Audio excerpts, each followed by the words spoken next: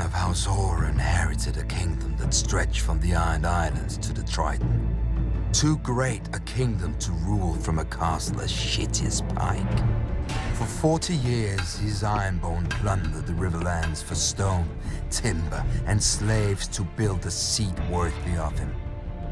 Legend has it that masons laid the final stone in Harrenhal on the very day that Aegon landed in Westeros. Could have been a divine omen. Could have been the masons wanted to fuck off before the dragons got there. They weren't the only ones. At Aegon's approach, Harren's river lords revolted, led by House Tully. I thought Harren noticed. Harrenhal could repel an army of 1,000,000 men.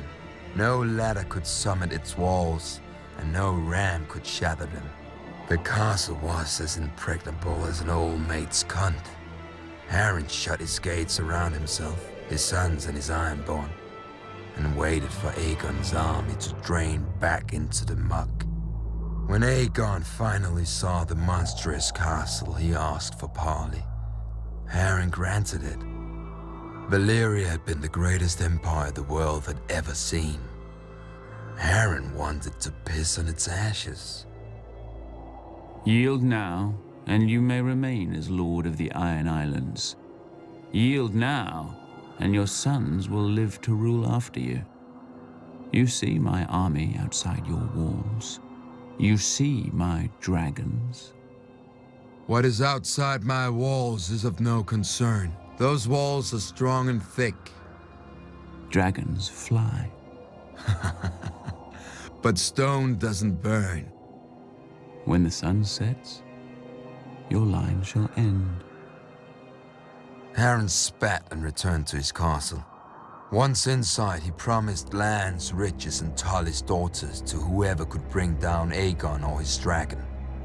As the sun sank below the horizon, all of Harren's men patrolled the battlements, hearing wings in every gust of wind. But the moon rose and sank, and no dragon appeared. While the Ironborn were ringing the battlements, Aegon drove his dragon Balerion higher and higher in the night sky, so that even the great castle of Harrenhal looked like an anthill below them. Then they plunged straight into the castle, well inside the guarded walls. The 5 towers of Harrenhal reached towards Aegon like a hand. Balerion opened his mouth and bathed all the fingers in flame. Harren was right. Stone doesn't burn, but men do, even when they're Ironborn. The dragon blasted my ancestors into ash that choked the survivors when they screamed. Harren's soldiers leapt from the battlements and died. They huddled against the walls and died. They fled across the yard and died. Harren and his sons took shelter inside the castle. The stone didn't burn, but as Balerion blasted it with fire, it glowed white hot. The world's greatest castle became the world's greatest oven, baking the last of House Hoare within it. Outside the castle walls, the towers of Harrenhal glowed red against the night and began to twist and melt like 5 huge candles, with liquid stone trickling down their sides like wax.